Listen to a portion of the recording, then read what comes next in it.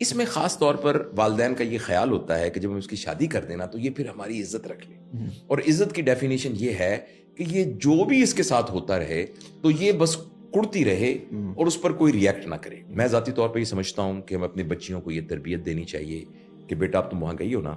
تو وہاں کے کوئی بھی پرابلم جو ہے اس کو خود سالو کر۔ وہ گھر میں ایک عورت ہے نا جس کا نام ساس ہے، اس عورت کا ایک پیارا بیٹا تھا، وہ عورت ہونے کی وجہ سے تمہارے ساتھ ایک جیلسی فیل کرے گی کیونکہ تم اب اس کے بیٹے میں سے شیئر کر رہی ہو۔ وہاں کچھ اور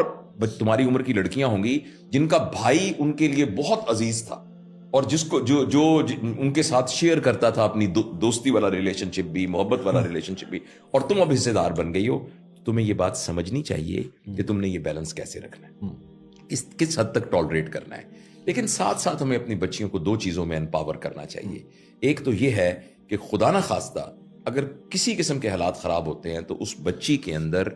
کمانے کا پوٹینشیل ہونا چاہیے۔ مے بی وہ جا کے ورکنگ وومن نہ بنے، جا کے وہ کام، لیکن اللہ نہ کرے اس قسم کا ہو جائے تو وہ کم از کم یہ محتاجی نہ ہو، وہ یہ نہ سوچے کہ میں واپس جاؤں گی تو پتہ نہیں میرے بھائی مجھے سپورٹ کریں گے کہ نہیں کریں گے۔ تو اس لیے ہمیں بچیوں کو امپاور کرنا چاہیے کہ وہ فائنینشلی اگر حالات آ جائیں، یہ گھر میں بڑی برکت کی بات ہوتی ہے کہ مین ڈومیننٹ انکم مرد کی ہو، یہ بہت زبردست بات ہے، لیکن یہ ہے کہ اس میں اندر پوٹینشیل ہونا بہت ضروری ہے، ایک بات۔ دوسری بات اہم ہے کہ ہم اپنی بچیوں کو ان کا ڈیو شیئر دیں۔